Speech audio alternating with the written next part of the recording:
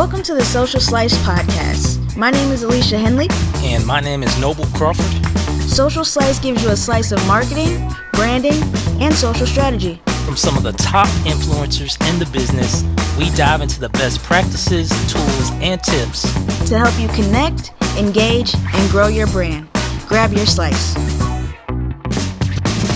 Hello, everyone. Welcome back to the Season 2 kickoff of the Social Slice Podcast. We are so happy to be back, and today we have a special episode to showcase.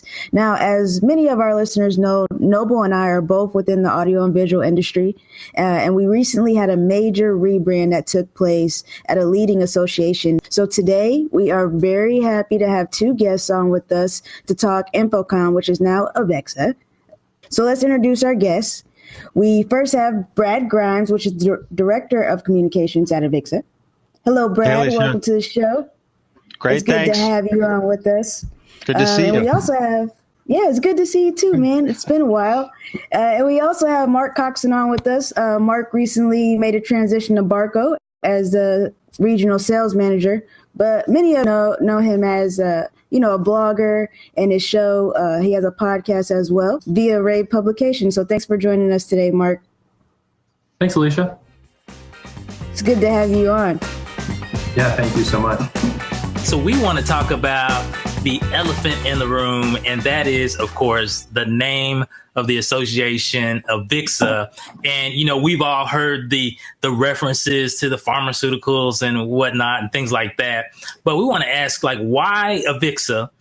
What were some of the, was that the first choice? Obviously, it was the final choice, but why AVIXA? And then maybe what were some of the other names that you all considered?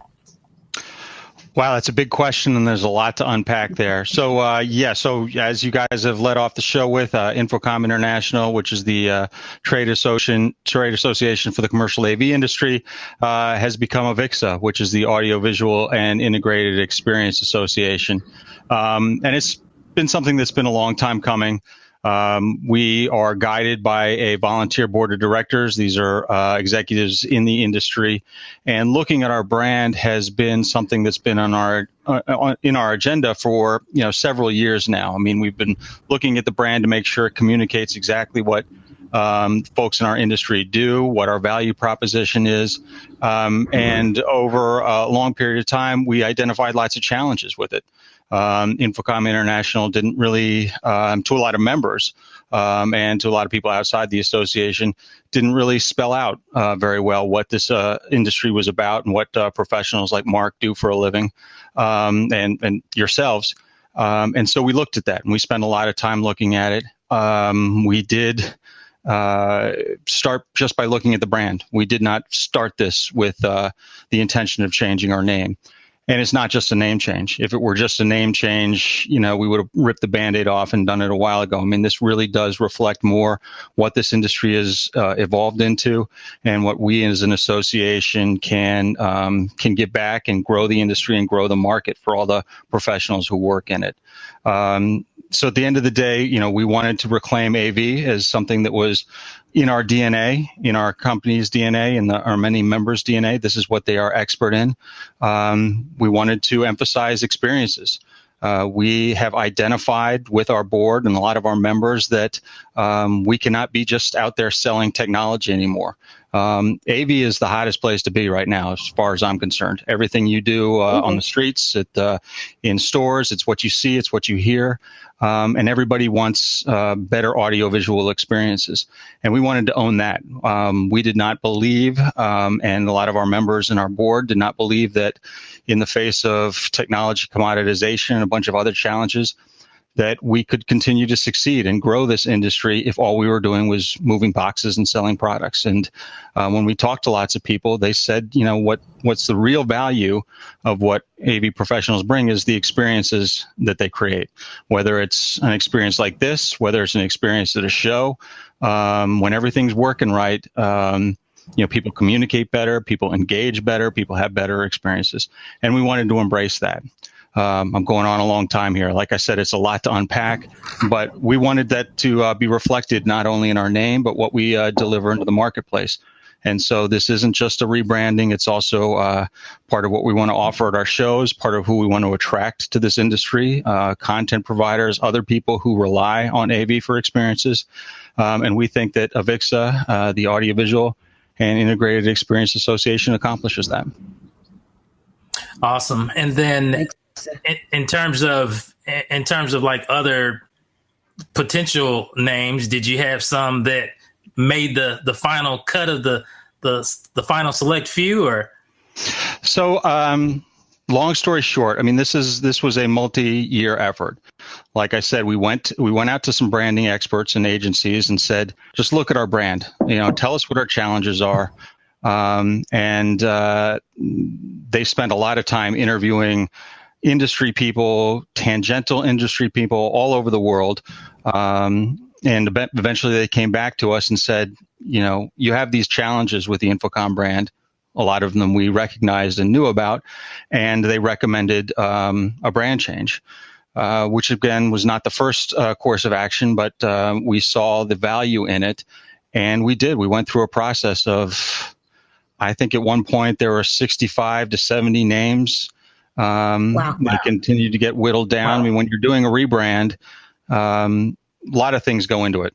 They go through, how well we can acquire the trademarks to them, how well we can accommodate them on social, who else is using them. I mean, not every acronym brand isn't in use. I mean, there's the Consumer Technology Association, which has the same three initials as the Chicago Transit Authority. So there are lots of things that go into branding, and so it's a very deliberate effort.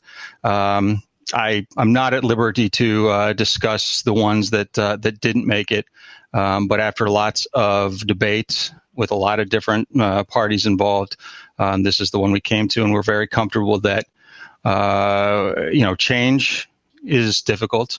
A new name is going to rattle some, and it's going to sound different or interesting or funny to people who are trying to utter it for the first time.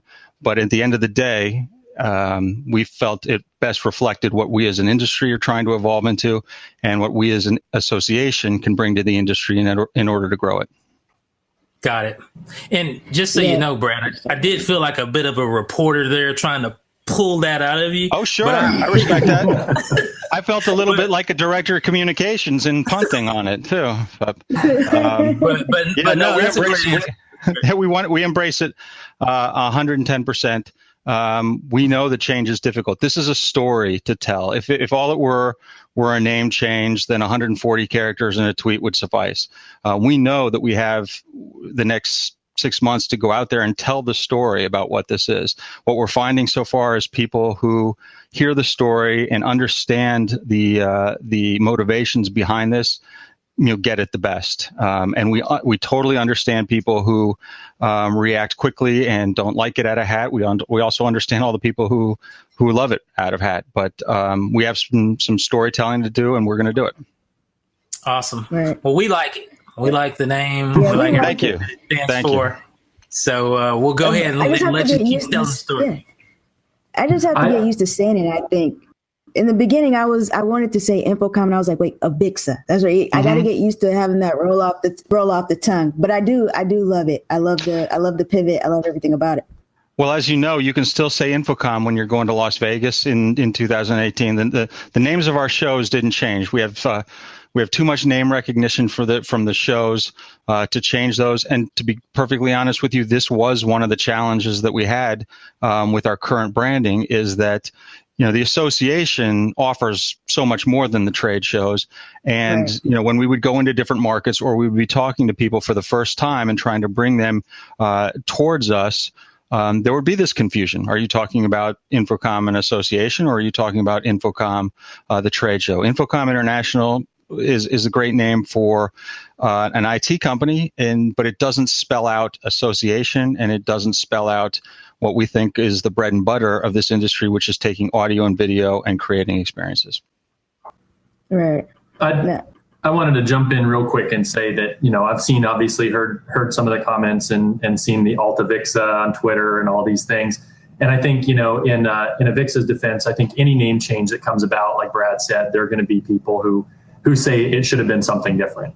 I mean, a name is a very subjective thing, whether you're naming a baby or whether you're naming your trade association.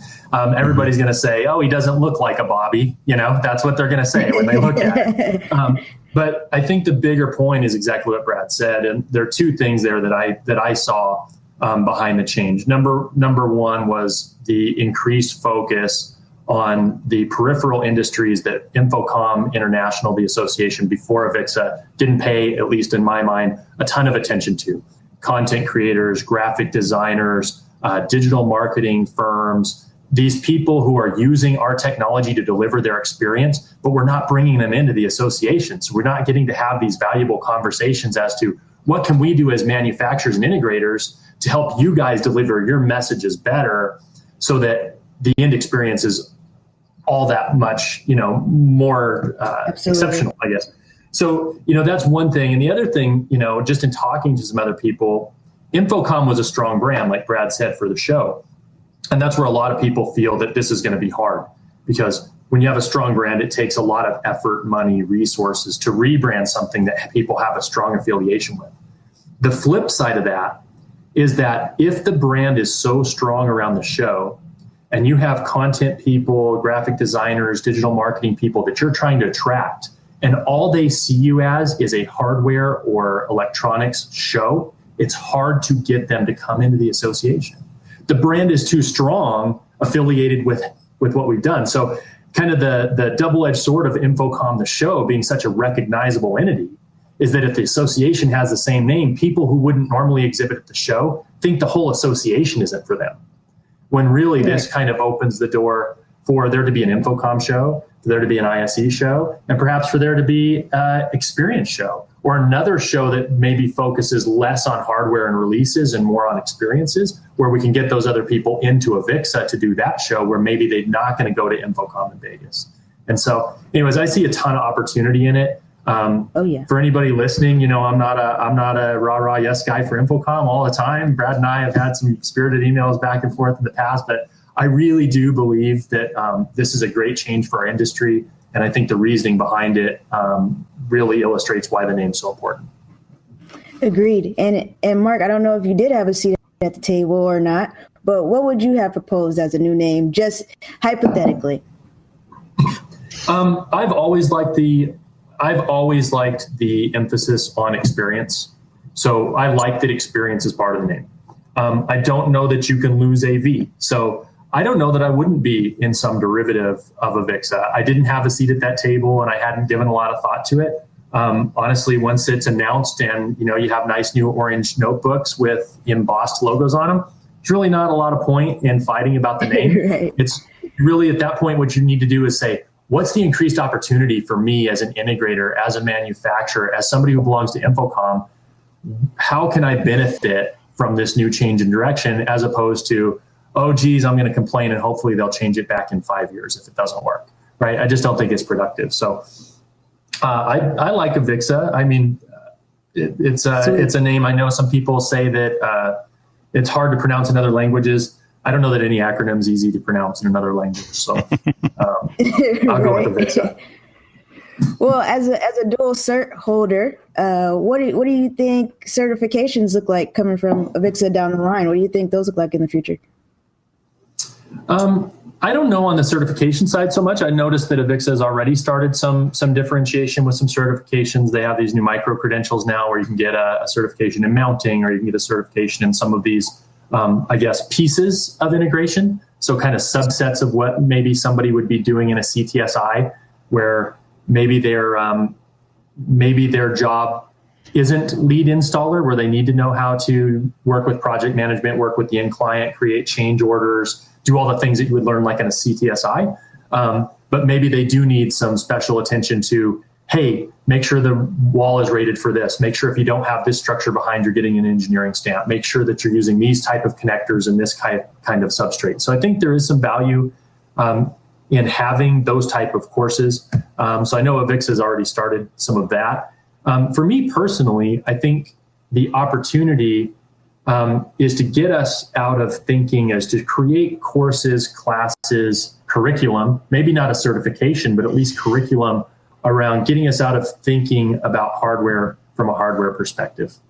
Because so many times what we're dealing with are the psychology of the person that's looking at it, triggering emotional states. We're doing things that are very human with people, or the responses we're trying to elicit. And I don't think as AV people we get a lot of that training, right? This connector goes to this pin is ground, this amp does this many watts of stuff, and we think that's all that it is. And we don't talk about how, hey, when you have a xenon bulb versus a UHP lamp, the light is less red heavy. So somebody looking at it sees it as more natural, and they will be more, have a more physical response to perhaps seeing something that's an outdoor nature piece that calms them, as opposed to something that looks fake because they're using the wrong technology to facilitate it. I don't think we talk about that stuff at all. It's a great opportunity to do that with AVIXA. So.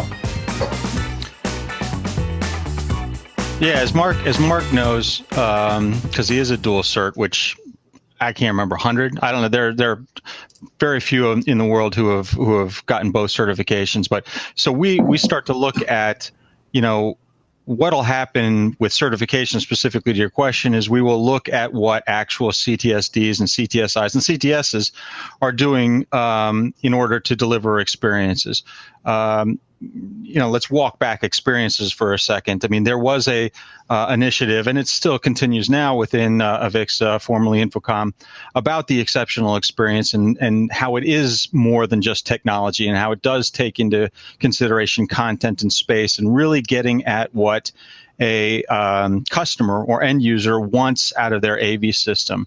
And we look at CTSD curriculum, for instance, and there's a lot in there that's about experience, but not blatantly about experience. It's about needs analysis, and it's about understanding what people want to accomplish and what the outcome they need is. And that will continue to develop as CTS holders come back to us every time we need to, recertify the CTS certifications through ANSI. They'll tell us what they're doing in the market, and we will make sure that the certification reflects that. Mark knows that the CTSD is a really difficult certification to attain. So it's no small feat to have that one. It's certainly no small feat to have both. And some of that is going beyond the technology, which we can get our heads around the technology because we're good at that stuff, and getting into the outcomes and what people are trying to accomplish through technology. And that's what we think AV professionals, that's where their value is. And going forward, that's really where it's going to continue to be their value. I would add one little thing to that is we've talked a lot about experience, and some of the negative feedback I've heard is that some people in the industry think experience is too wide of a focus because there's not an objective metric to how you measure an experience. And they don't like that, non-binary yes or no delivery of the experience. Did we deliver an experience or did we not deliver an experience? And I just go back to, what Infocom did with Apex, which I was a fan of as well from the old CAVSP program, is that really at the end of the day, our goal is always subjective. Because if the end goal is that your end user is satisfied with what you built, you don't know what their expectations are. You can write all this stuff down on paper. You can say it has X amount of distortion or so much brightness. But if somebody comes in and thinks it looks washed out, you delivered what you said you were going to deliver on paper, but you didn't deliver what the picture that they had in their mind. And that's where we always kind of had a problem in AV. And I think focusing on that first, what do they want to see? How do they want to see it? What is their expectations? And then working backwards towards now what do we deliver is a much better way to do it. Totally agree. So we're going to switch gears for a quick second. And Brad, we know that, there was a lot of hoopla around the unveiling and everything and the press event. And so for those of us that were not a part of that, and we've heard from so many people that attended, right? we've heard from so many folks that did get to attend how great an experience it was. And so we wanted to see if you could just give us a peek behind the curtain, take us behind the scenes, and maybe walk us through what it was like at the press event, the lunch, the different tours, that sort of thing. So there was a lot more than a press event, and it was a lot of things coming together at the same time. We had decided to make this move several months ago, and then it becomes a matter of, when are we going to do this? When are we going to announce this? When are we going to start to practice what we've come up with. We could have done it in June at the show, but we quickly threw that out because the June show is not about us. It's about what our members are doing and what the exhibitors on the floor, and we would never want to steal their thunder or anything like that. That's those folks are the stars of the Infocom show. So we couldn't do that there. There was something going on called the Leadership Lab. This is something that Infocom prior had done in the past, where basically we bring in council members and certification members from all around the world, and they get in a room, and they, councils and committees are very important to the association because they are the boots on the ground. They're the people who can come to us and say what they're seeing in the market and can make asks of the association and say, we really need to start focusing on this, or, we need to be able to tell a better story to our customer about, this matter. And we would like to focus on that as volunteers. And so we've done in the past, had these types of labs where we bring folks from all over the year. That was in the works. That became an opportunity. That became an opportunity to say, why don't we tell these folks that this is happening? At the same time, Infocom prior to AVIXA has had great relationships with its media partners, and from time to time we meet up with them at shows, or we meet up with them in Fairfax as well. And we did want them to be here for this, and unfortunately we couldn't invite all 450 of Infocom show registered press to Fairfax, but we did invite several. And they had a press conference on the morning of September 13th, where they learned what we were doing. And then, then we hung out. I talked more with them, and we had lunch and what have you. It's a great group to be involved with. I was one of them at one time. And then the Leadership Lab volunteers from all around the world were also meeting up in Fairfax. They got a version of the same presentation. There was a reception. They then spent an entire day the next day bigger picturing it, looking at, what this means to their efforts, how we can help them put the emphasis on experience and show their value in the market, what they wanted from us. I mean, we do need to build stories around this. We need to build content, to Mark's point, about, what it means to design for experience and what it means to maybe not measure, but know that you created a decent experience for your customer. So we had volunteers, again, from all over the world, from all the sectors that AVIXA represents, from manufacturers to end users to integrators and consultants. And they gave us it was a great workshop, and they gave us a lot of insights on how we can take this out to the market and really deliver on the promise that we're making to grow this entire market so that we can all succeed even more. Got it. Did I skirt that, or did I hit that? No, you hit that. I saw a few people touring some museums too. What was that about? Was that a part of so some of the press was in town. We got on a bus. We went out in downtown and saw the museum, which, if you're ever in Washington D.C., you should see. Museum in a city full of free museums, your tax dollars at work. This is the one museum that costs money that I would recommend anybody go see. It was integrated by AVIXA members. The folks who run it were AVIXA members. I'm not sure if they still are, but they're they've got a lot of great AV engineers down there, great AV installations. So we went down there and got a private tour and saw some of what was going on in there. But yeah, if you're ever in DC, go to the museum. It's the only place I know where if you buy a ticket for Saturday, you can bring it back on Sunday and see the rest of what you missed, because there's so much to see there. Oh, cool. That sounds really cool. Yeah. So let's because everybody knows that I had a blast at Infocom this year. Like, amazing. If anybody knows me, knows I had a blast. So I'm already looking forward to 2018. And one thing that really stood out to me this year was Tide. And and that's where we got to meet face to face. I met a ton of people at Tide, but Tide seemed to be like the first public verification of this industry shift.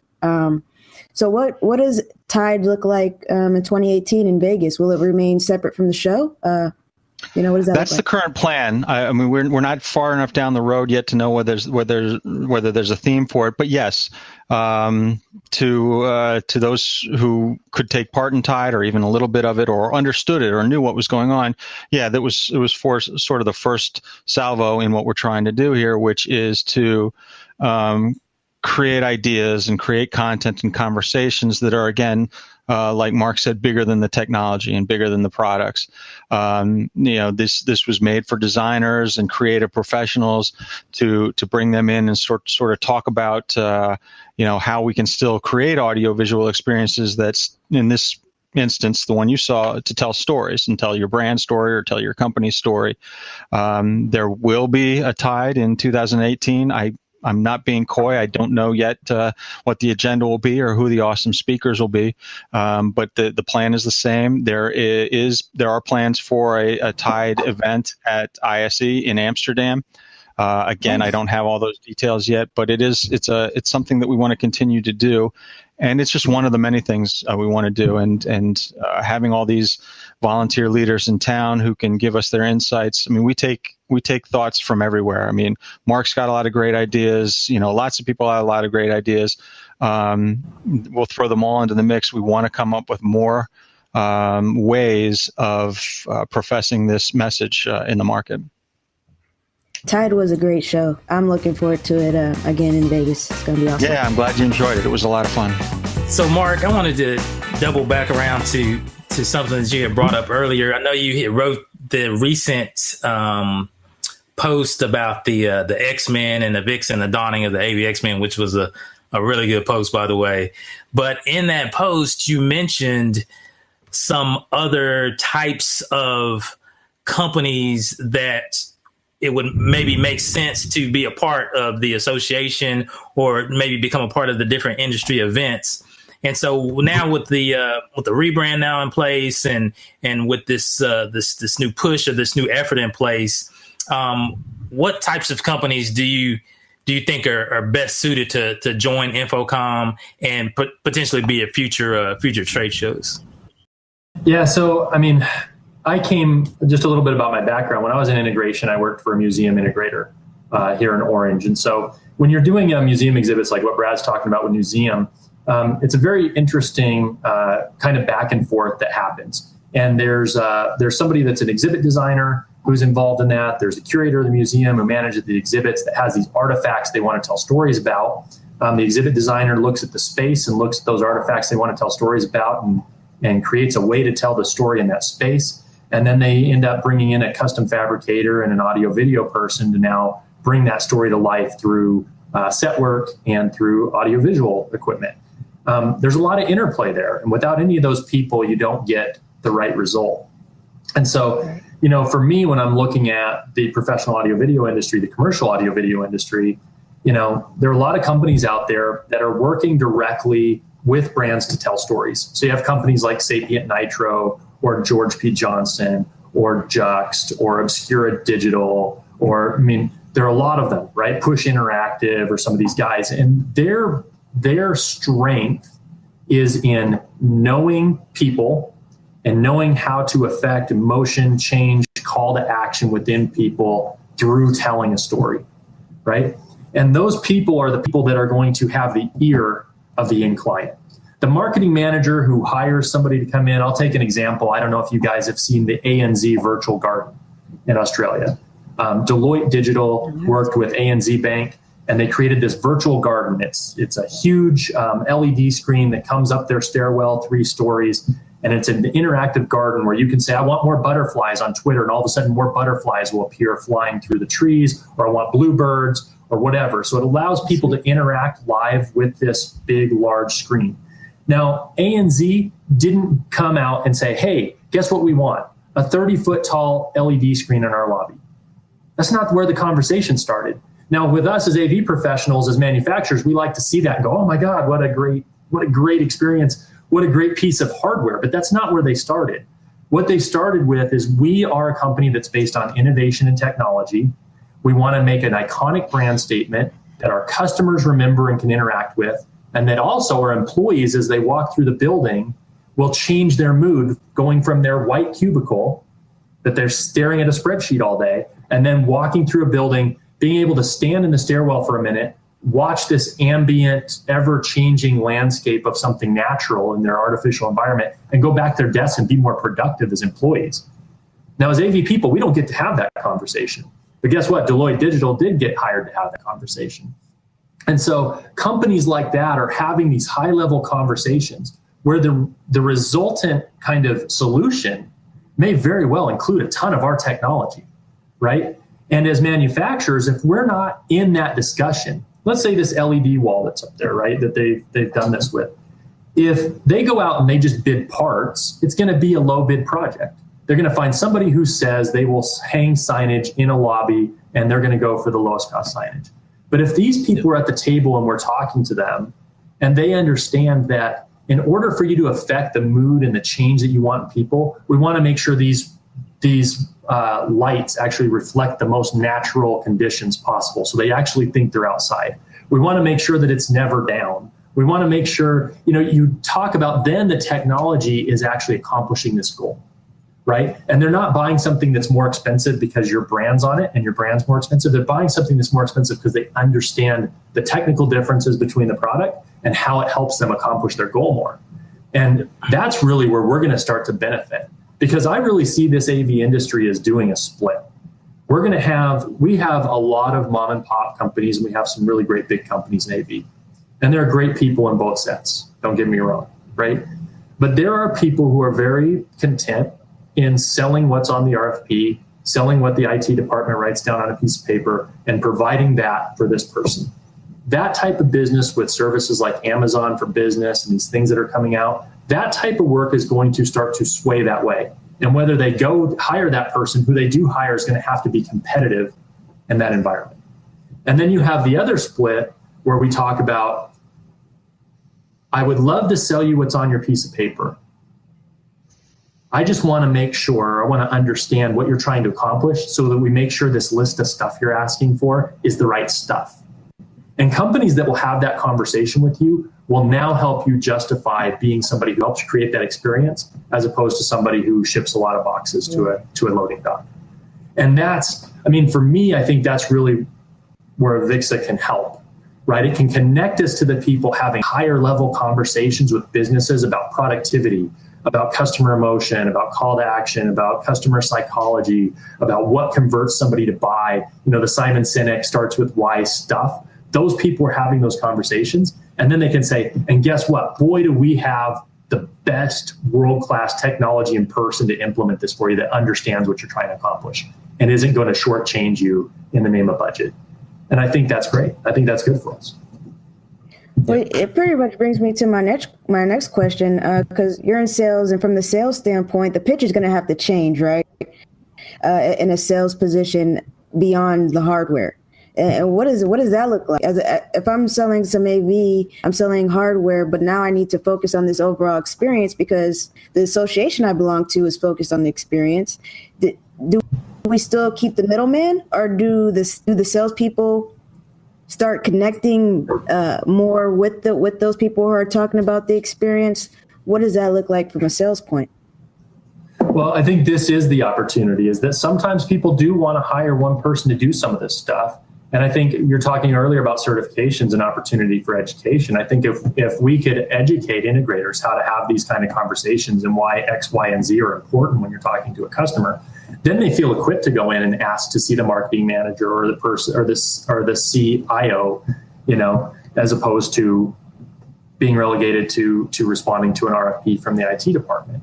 I think it requires a set of knowledge to request that meeting. And if you're not going to request that meeting, if you don't have anything to say in it, right? So I think there is opportunity there. I wrote a long time ago, I wrote a piece called You Just Walked the Wrong Job Site, because I am in sales and we get invited to go to job walks, and everybody goes and walks the new building. And they walk the new building, and in their head, they start tallying all the lines that they carry, and they start adding little parts and pieces on their list of what pieces of hardware are going to go in this new space. And I said, you just walked the wrong space, because the space you need to walk is the space they're using now.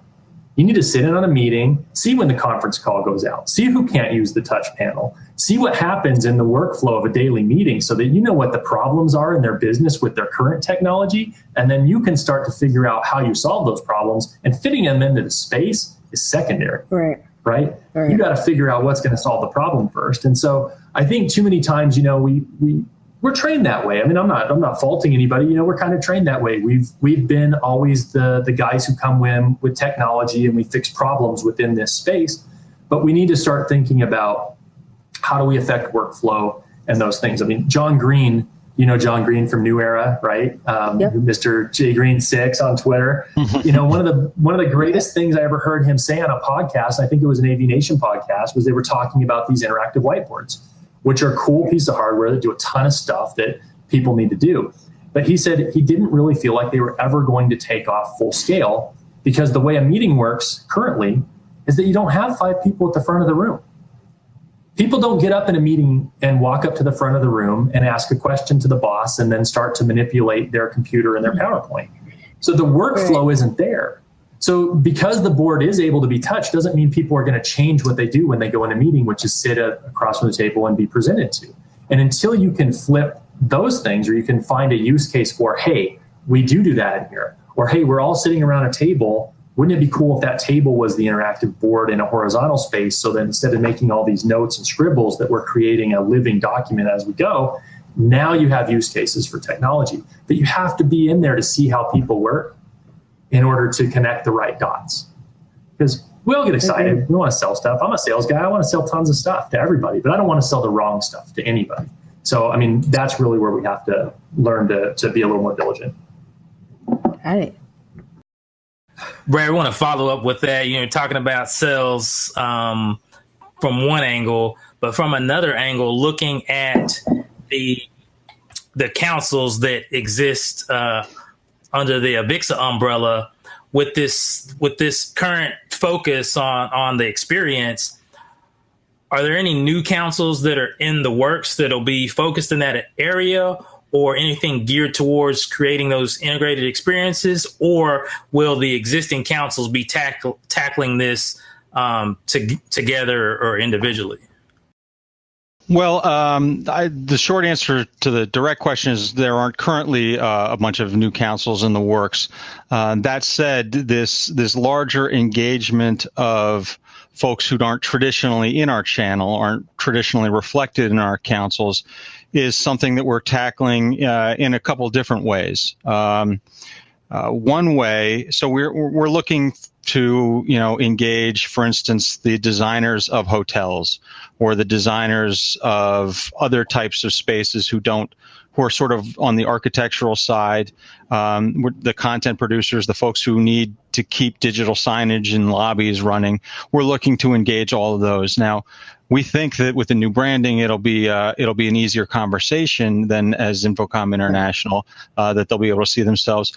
But we had a couple of choices in engaging some of these new audiences. One of them is to try to give them a reason to come to us. Try to get them to the Infocom show, which is the ultimate goal, or to turn our existing members into these other types of people who, they just aren't necessarily that type of person. They're not necessarily content producers. They're really good at some other things, but they're not that.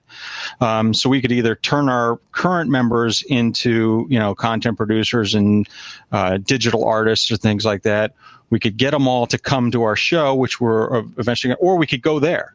The week before we made this announcement, Dave Labuskis and our CEO and I were at a retail design conference in New Orleans.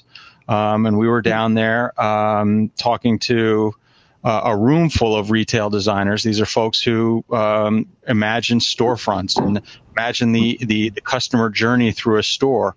It's not always audiovisual, but more and more it is. And we're going to them, and we're going to them with them to a message. We took 3 AV designers with us, and we presented what they did in some retail environments, and said, this is, how you can make your brand stand out. This is how you can use our technologies to create experiences that lead to the outcomes that you're looking for, whether it's greater brand affinity or more sales or whatever it is. We're doing the same thing with the financial services industry in about 3 weeks. We're going to the American Bankers Association conference in Chicago in November. We are going to a hospitality design conference. So we are also taking the message out to them. The ultimate goal is to find the folks there. And I did meet folks at the retail design conference who know Infocom and who have been to the show. And they said, how can we engage more? And I said, bring 10 more people from your design firm. And there are huge design firms, RTK, Callison RTKL's there, Gensler's there. These are all folks who could really benefit and who we could benefit from knowing better. So we're doing it in a number of different ways, and if it leads to more councils or committees and greater engagement by these parties, then I think we're all going to benefit. Right.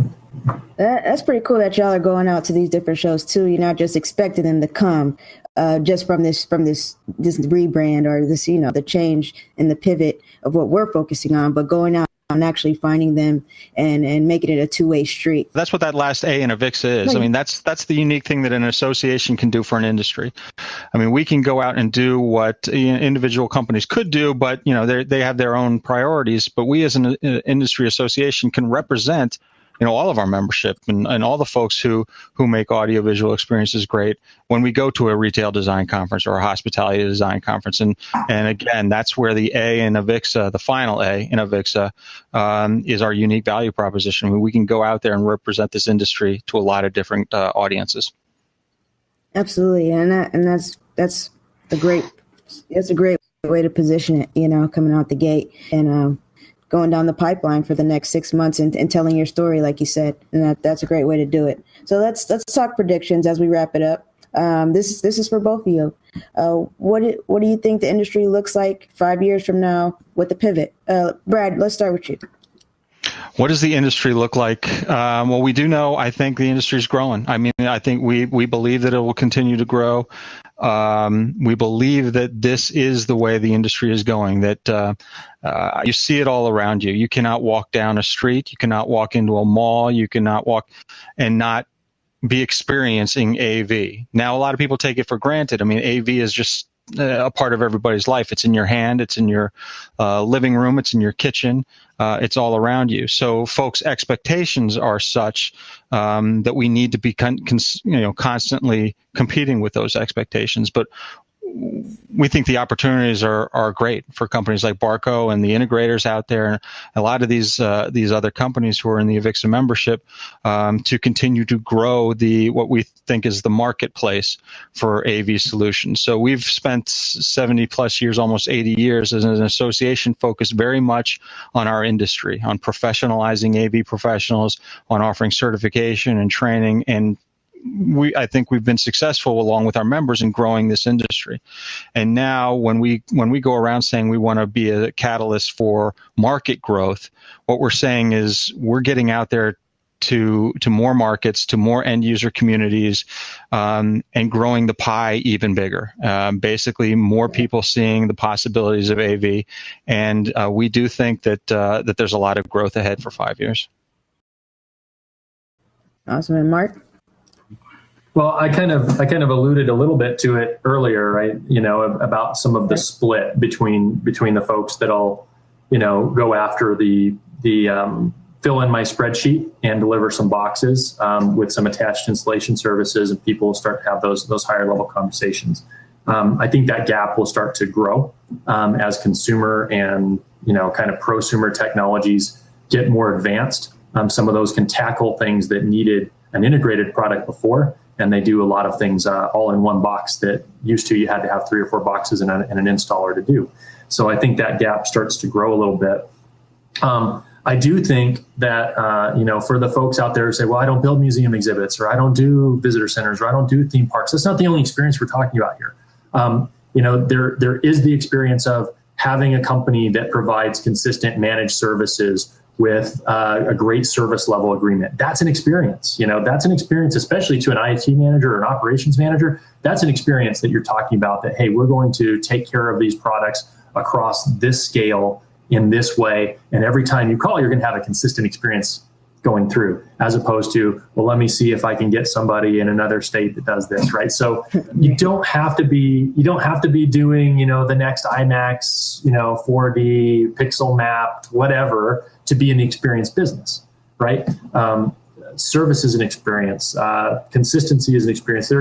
User experience is a huge one in creating a very easy to use interface for people, especially with IoT and things now. We have all these different platforms. The companies that can make some type of ubiquitous platform that's the overlay for whatever technology the customer wants to use in space, that company's going to win all day long, right? Because you're just creating an overlay for all the things they already know and love and know how to use. And so there are a lot of experiences that are available. I think we'll see that more and more. You'll see that specialization. Unfortunately, I think you'll see some of the smaller companies that focus, they may become guys that used to be business owners selling services may become business owners just running install for Amazon.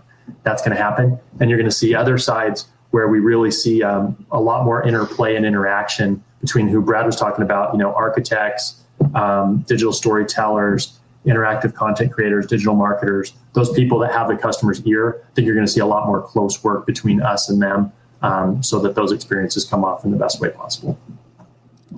Absolutely. This is a great way to kick off season 2. Man, you just got my blood flowing. You got my mind racing. This is amazing. This is amazing. Good stuff. All right, Brad and Mark, we definitely appreciate it. Hopefully we've, just helped giving AVIXA an opportunity to, really continue to tell the story. Our tagline here is grow your brand. And so we thought it was fitting, given the recent, the recent announcement that we bring both of you on, get two different perspectives and give you an opportunity to, really explain the story behind, the new direction and that sort of thing. So we certainly appreciate both of you jumping on with us today. But now, we are going to transition to the lightning round. So this is one of the most popular segments of the show.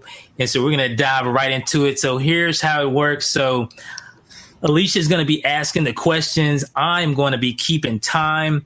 And Mark, like I said in the pre-show, you drew the short straw. So you will be fielding questions, random questions, see how many you can get answered within 60 seconds. I will alert you at 30 seconds and then again at 10 seconds, and we'll go ahead and get this thing kicked off. You ready?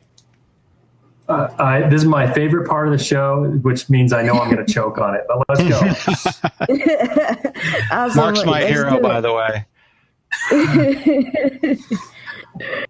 All right. You ready, Noble? We good on time? You ready to go? Let's do it. Yep.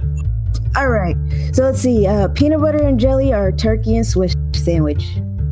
PBJ. What's your favorite 90s jam? What's your favorite 90s jam?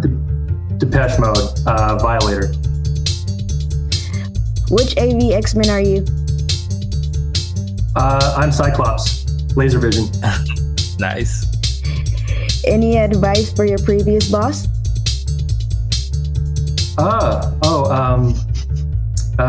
No. That's an answer, right? Yes. How many square feet of pizza is eaten in the U.S. each year? Oh, square feet of pizza, 40 million. 20 seconds left. If you could meet anyone living or dead, who would it be? Anyone living or dead, who would I be? That's a hard one. I can't. I don't know. I don't know who that would be. Buzz Aldrin. 5 seconds. Say social slideshow 3 times as fast as you can. Social slideshow, social slideshow, social slideshow.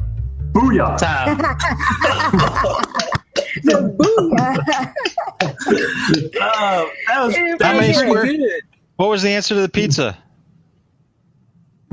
We have no idea. we don't know. We throw that one in there to stump people. Dang, we got to start Googling it. My favorite question on pizza is, why do you take a round pizza, cut it into triangles, and put it in a square box? Yeah, that's a good one. That's a good one. We've heard that before. Yep. That's a good That's one. good stuff. So, Brad and Mark, tell the listeners how they can find you on social, interwebs, and all that good stuff. Go ahead, Mark. Oh, me? Okay. Appreciate it. I'm at B Grimes DC on Twitter. AVIXA is at avixa.org, and on Twitter we are AVIXA Tweets. So follow us all over the place. And listen, I really appreciate the opportunity to come on and to continue to tell our story. And we're happy to have you. Yes, absolutely. It's great to see you guys. And Mark, where can everybody find you on the internet? So Twitter is at AV, as in audio video phenom. So if you have any thoughts on my rebrand, you can always let me know on Twitter at AV phenom. If you want to see the company I work for, feel free to go to barco.com and check out what we're doing there. A lot of cool stuff that I won't plug here, but feel free to check that out as well. And then I do write for Rave Publications, so you could go to ravepubs.com, and if you click on Blog Squad, you'll find my name there, and you can see my thoughts on 1,000 different things over the last few years. So. Sweet. Awesome. And the answer to that question, by the way, was 800 billion square feet. Whoa! Oh my gosh, not even close. Yeah. By a factor of 2,000, I lost.